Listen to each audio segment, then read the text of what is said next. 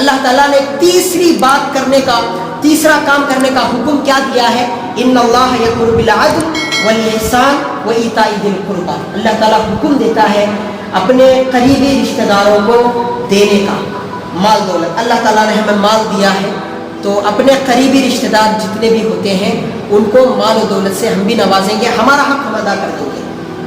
ایتاء ذی القربی، قرآن مجید میں جہاں پر بھی مال دولت کا ذکر کیا، غریبی کا ذکر کیا ہے، دو قسم کے لوگ ہیں، ایک کو اللہ تعالیٰ مال دیا ہے اور ایک کو مالداری نہیں دیا ہے، غریبی میں رکھا ہے۔ دو طبقے ہوتے ہیں پوری دنیا میں۔ اللہ تعالیٰ نے جس کو مال نہیں دیا ہے، غریب بنایا ہے، جس کی مجبوری ہے، اللہ تعالیٰ اس کو صبر کی تلقین کیا ہے۔ صبر کر لو، دنیا بھوکے کی بھی گزرتی ہے، پیٹ بھر کے کھانے والے کی بھی گزرتی ہے، لیکن آخرت دونوں کی برابر نہیں ہو سکتی۔ اللہ تعالیٰ نے بھوکے آدمی کو صبر کرنے کی تلقین دیا ہے، صبر کر لو۔ غریب آدمی کو صبر کرنے کی تلقین دیا ہے کہ صبر کر لو۔ اب مالدار آدمی کو کیا حکم دیا ہے؟ اللہ تعالیٰ نے مالدار آدمی کو بھی ایک سبق دیا ہے، وہ سبق ہے غریبوں کو مال تقسیم کرنا، غریب رشتہ داروں کو اپنی مال و دولت سے نواز دینا۔ اللہ تعالیٰ نے جو بھی مال ہمیں دیا ہے، بھائی 1000 روپیہ ہماری کمائی ہے روزانہ، اب ہمارا خرچہ کتنا جاتا ہے؟ دن بھر میں کھانے پینے کے 100 روپے جائیں گے، 200 روپے جائیں گے، اب 800 روپے بچت کے ہیں، پورے گھر میں بیوی بچے کھا کر پورا بچنے، اگر 300 روپیہ خرچہ بھی اگر کھانے پینے کا ہم نکال دیں گے یا دیگر ضروریات کا پورا 500 بھی نکال دیں گے، ہماری آمدنی ہے کتنی؟ 1000 روپے کی، خرچہ کتنا ہے؟ 500 روپے کا۔ اب 500 روپے بچت، یہ ہمارا حق نہیں ہے، یہ غریبوں کا حق ہے، یہ غریبوں میں ہم تقسیم کر دینا ہے۔ اور بہترین صدقہ یہ اپنے رشتہ داروں میں خرچ کر دینے والا مال ہے، یہ بہترین صدقہ ہے۔ آج ہم ہے نا 1000 کی آمدنی کو اپنا حق سمجھ لیتے ہیں، میرا پسینہ، میری محنت، میری کمائی۔ تو ایک مرتبہ سوچ تو صحیح، اگر تیری محنت سے اگر تجھے 1000 روپے مل رہے ہیں، 1500 روپے مل رہے ہیں، تیرے سے بھی طاقتور آدمی تیرے بازو میں کام کر رہا ہے، لیکن وہ ایک کے نیچے مزدور بن کے کام کر رہا ہے، اس کو 300 روپے مزدوری ہے، تیرے سے بھی طاقتور آدمی۔ یہ تیری طاقت سے تیری کمائی نہیں ہوئی ہے، طاقت کے بل بوتے پر اگر کمائی ہوتی تو تیرے سے بھی طاقتور آدمی تیرے سے بھی زیادہ کما لیتا، لیکن ہوتا کیا ہے؟ تیرے سے بھی طاقتور آدمی تیرے سے کم کماتا ہے۔ یہ طاقت کی بات نہیں ہے، اللہ کی توفیق کی بات ہے۔ اللہ تعالیٰ نے تجھے کمانے کی توفیق دیا ہے، اس لیے تجھے اللہ تعالیٰ نے 1000-1500 کی آمدنی رکھا ہے، تیرا خرچہ 500 روپے ہے، اور 500 روپے کی بچت اگر تو غریبوں میں تقسیم کر دے گا، رشتہ داروں میں تقسیم کر دے گا، اللہ تعالیٰ تجھے دنیا اور آخرت کی تمام آفتوں سے، مصیبتوں سے بچا لے گا۔ اگر جیب میں دبا کر رکھے گا، وہ تیرا حق ضرور ہے، تیری محنت اس میں ضرور ہے، تیرا پسینہ ضرور ہے، لیکن تیرا حق وہ غریبوں کا حق ہے، تو اپنا حق سمجھ کر کے جیب میں دبا لے گا۔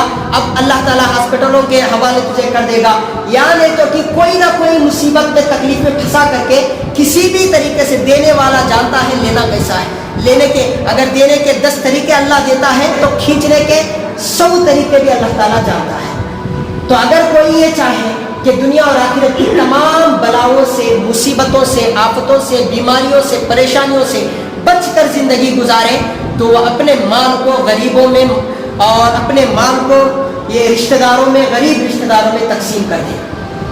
سرکار دو عالم صلی اللہ علیہ وسلم نے ارشاد فرمایا، مسلمان نہیں ہے وہ شخص، کلمہ پڑھتا انہیں، لا الہ الا اللہ کی گواہی دیتا، محمد رسول اللہ کو، اللہ کے نبی کو اپنا نبی مانتا، محمد صلی اللہ علیہ وسلم کو اپنا نبی مانتا، پورا انہیں ٹوپی پہنتا، جبہ بھی پہنتا، داڑھی بھی رکھا ہے، سب بھی ہے، نمازیں بھی پڑھ رہا ہے، مسلمان لوگ اس کو بولیں گے، لیکن میرے نبی نے فرمایا ایسا آدمی بھی مسلمان نہیں ہے جو اپنے آپ کو مسلمان ظاہر کرے، لیکن اس کا پڑوس میں کوئی پڑوسی بھوکا مر رہا غریبی کی وجہ سے۔ مسلمان نہیں ہے وہ شخص جس کے پڑوس میں اس کا پڑوسی بھوک کی اور پیاس کی وجہ سے مر رہا ہو اور وہ خود پیٹ بھر کے کھا رہا ہو۔ اب پڑوس کا حق اتنا ہے تو خونی رشتہ داروں کا حق کتنا ہے بھائی؟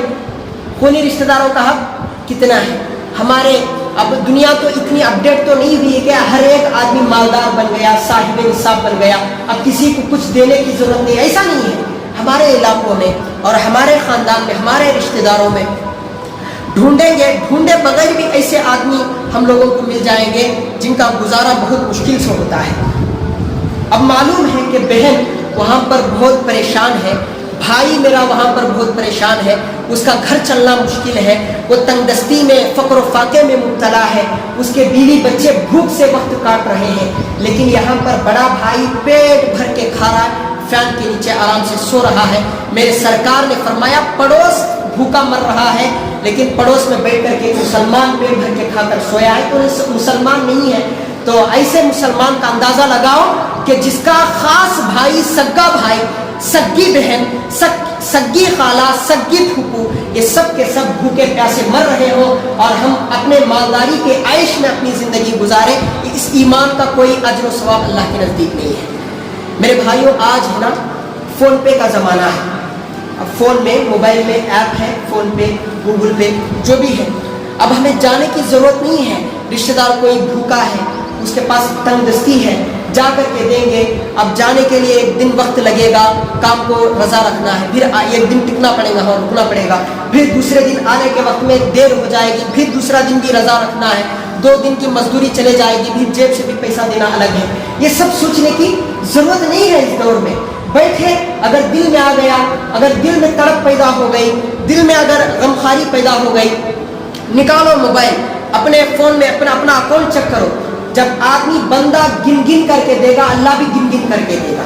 جب بندہ ان گنت خرچ کر دے گا، کسی کو کئی کو دے رہے، اپنے بھائی کو دے رہے، اللہ تعالیٰ اسی کا حکم دیتا ہے، ان اللہ یأمر بالعدل والاحسان وایتاء ذی القربى۔ ایک تو اللہ کا حکم ہے اپنے قریبی رشتہ داروں کو، بھوکوں کو، پیاسوں کو پیسہ خرچ کرو، ان کے اوپر مال و دولت کو لٹاؤ، یہ اللہ کا حکم ہے۔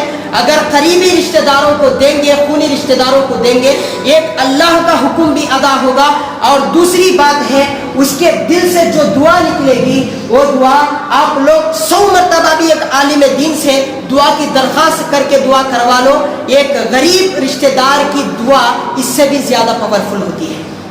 اب فون پے میں خط پورا نکال کر کے اس کو سینڈ کر دیے، انہیں دیکھ لیا، چیک کر لیا، بھائی میرا بھائی اتنا پیسہ مجھے دیا ہے، وہ کتنا خوش ہوگا، کتنی دعائیں ہم لوگوں کو دے گا۔